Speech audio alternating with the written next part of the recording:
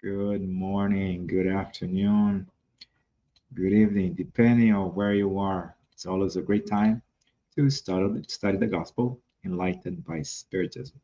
Today we're going to review chapter 67 of the book Our Daily Bread, which is entitled Ill Will.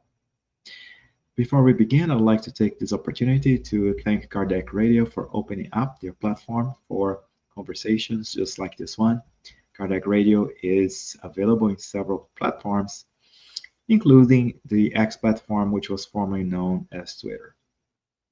Before we begin, let's connect ourselves to our spiritual benefactors who are always with us and always willing to support us and give us strength.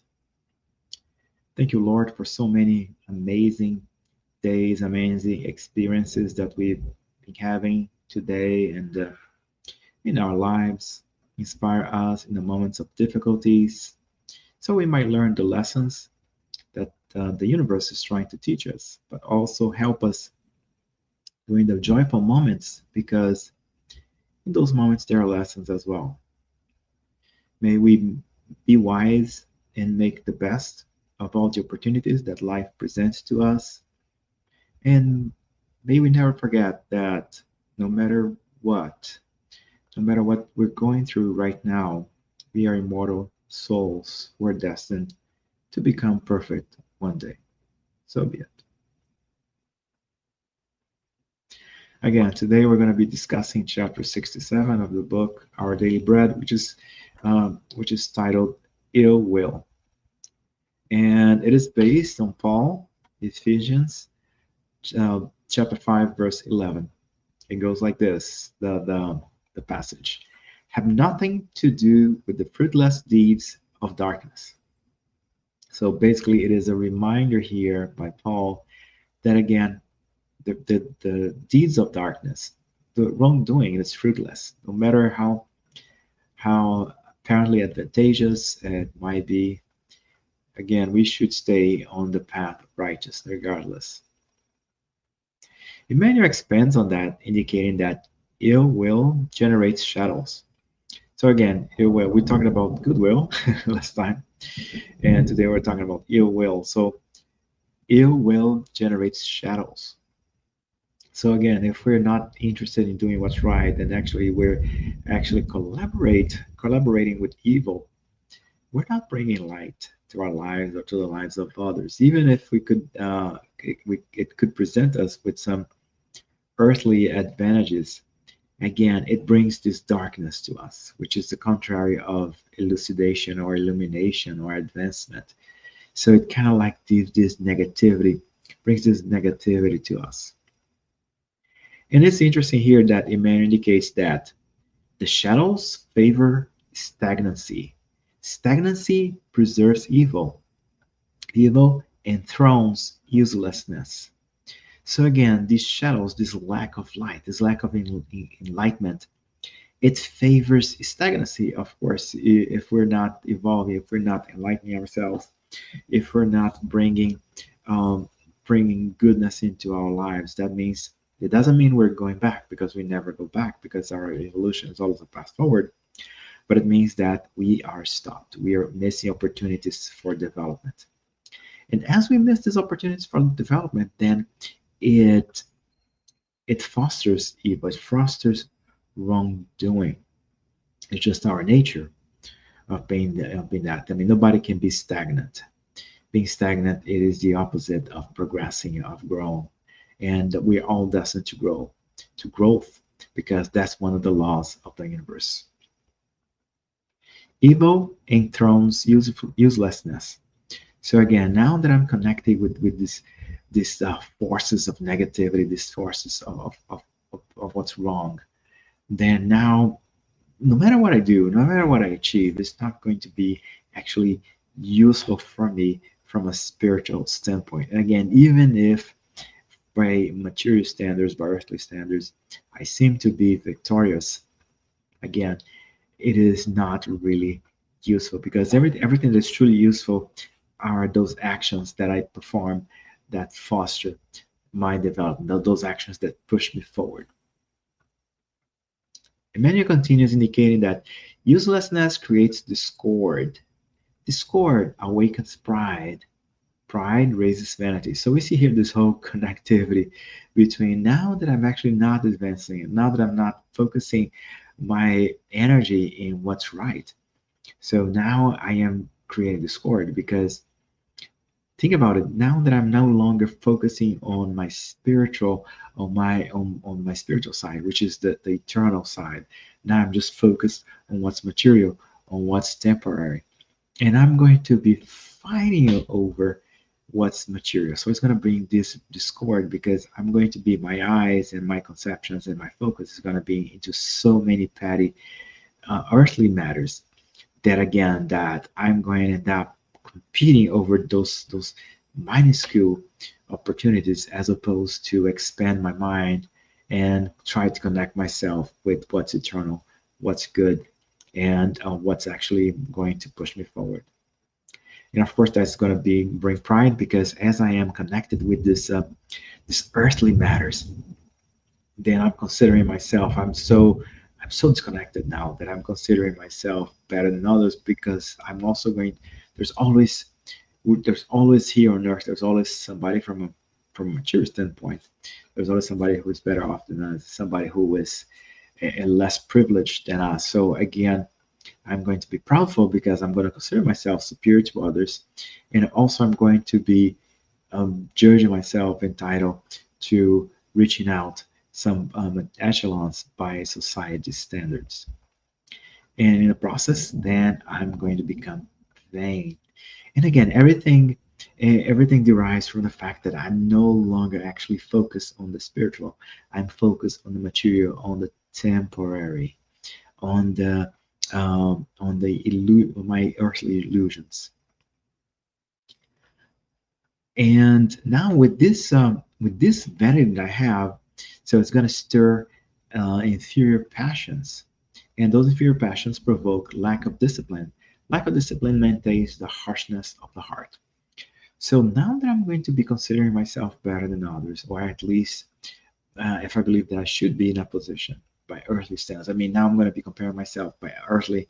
No longer I'm going to be thinking myself, or I'm going to be less concerned about the spiritual, less concerned about the eternal. So I'm going to be thinking about the material. That's going to stir my vanity. And now that I don't have this higher perspective in life, then I'm going to be connected to my inferior passions again because I'm so connected with what's the material, with us, what's the mundane. And those inferior passions they provoke the last lack of discipline. And we're not talking about just not necessarily the material discipline, but the discipline of the heart, the discipline of the brain, the discipline of the actions.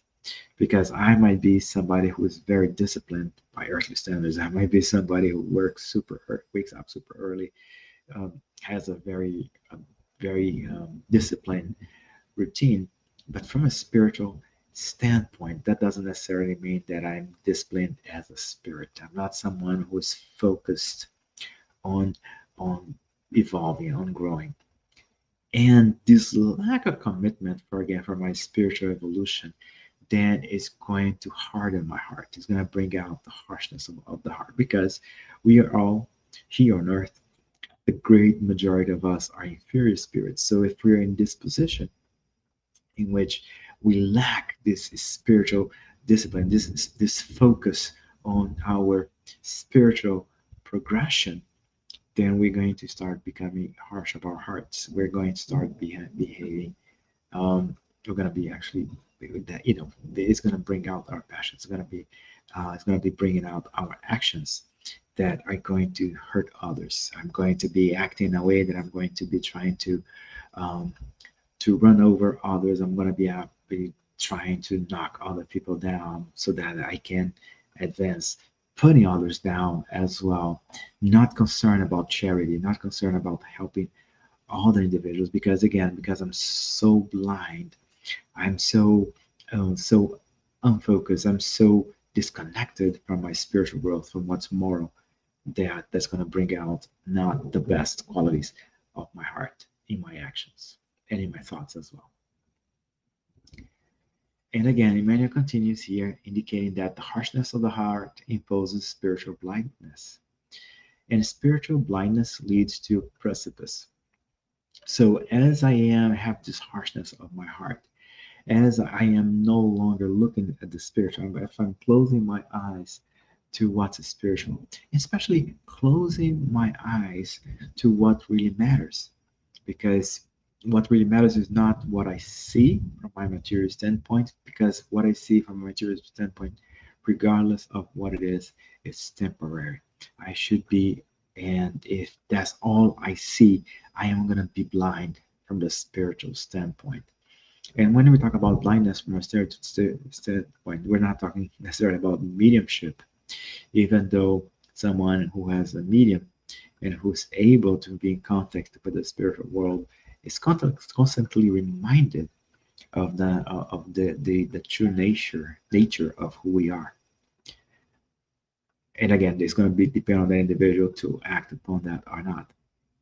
But again, if I have this spiritual blindness, if all I'm seeing is material that surrounds me, is what I can touch, what I can feel, what I can see, then I'm not connecting myself with the emotional, with the moral, with the spiritual, which are the points, and with the intellectual also, which are really matter. Those are the things that the only things that we're going to bring with us when we leave our earthly experience are the knowledge that we gather and the affection that we distribute, the good deeds that we make, that we perform. So those are the things we're gonna take. So only what's spiritual, and of course, our spiritual, our moral progress as well. Everything else we're gonna have to leave behind.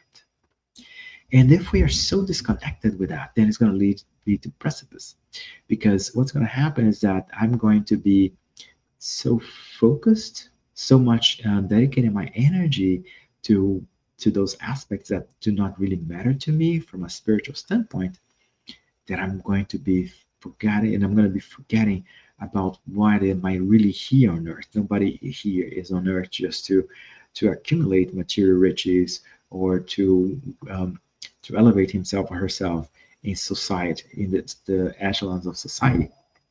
Even though there's nothing wrong with pursuing those, but the problem is that when an individual puts those commitments, when they regard those commitments as more important than their spiritual growth. So again, and that leads to precipice, because now we're going to lose the best opportunities that our life is going to be offering for us. And most likely, like we indicated here, the harshness of our heart is going to also make us hurt other people as well, and make mistakes. And what's going to happen when we make mistakes is that the good, due to the law of cause and effect, the good or the not so good that we do in life, we're going to have to take care of in a future existence.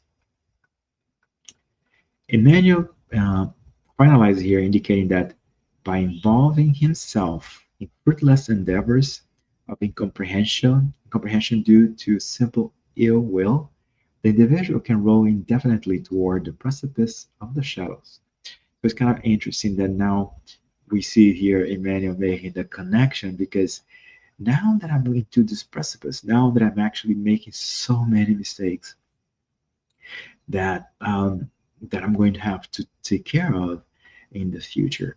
Now that I'm collecting so much debt, and I mean, collecting that mean again by the law of cause and effect, by doing the wrong, taking the wrong actions that we're gonna have to be responsible for and have to correct in a future life. So, and that's going to lead again to this precipice, because now I've wasted my opportunities, and I'm gonna have to come back to take care of all those matters.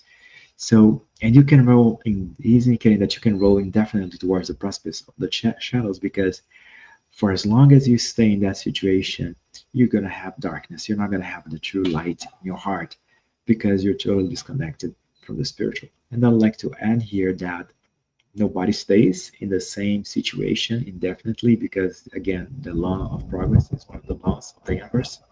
So eventually, we're going to have to evolve. Eventually, you're going to have to grow and leave behind that particular situation. Everybody evolves. Now, if we have the right attitude, and if we are on the path of righteousness, that means our process of evolution is going to be it's not going to be painful. It's not going to be as painful as those individuals that prefer to stay in their darkness with ill will. And again, darkness here, meaning darkness of the soul, being in the state in which you are disconnecting your soul again, so into what's material that you're forgetting about your true mission on earth, which is to evolve and be happy. Not so much being joyful, well, not being joyful in a temporary sense, but being happy, being joyful as a pure spirit that reaches perfection and that has reached the true happiness when that time arrives. So that's our conversation for today. I hope you like it, and as always, if you like it, make sure that you click the little like button, and don't forget to, depending on the social media platforms you use, either follow or subscribe to Kardec Radio, so you might be notified of conversations just like this one. At this time, I invite everybody to close their eyes in prayer and to take this opportunity to thank the Lord for all the enlightenment that is given to us. May we use in the best way as we can the teachings that the gospel brings to us.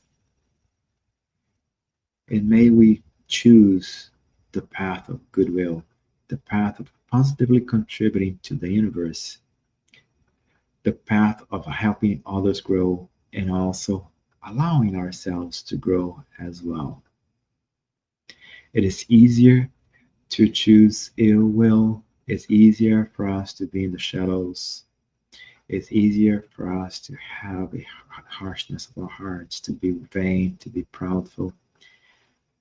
However, in the long run, true happiness is with those that do what's right, follow a path of righteousness, stay connected with God and with the spiritual benefactors, and distribute love to others.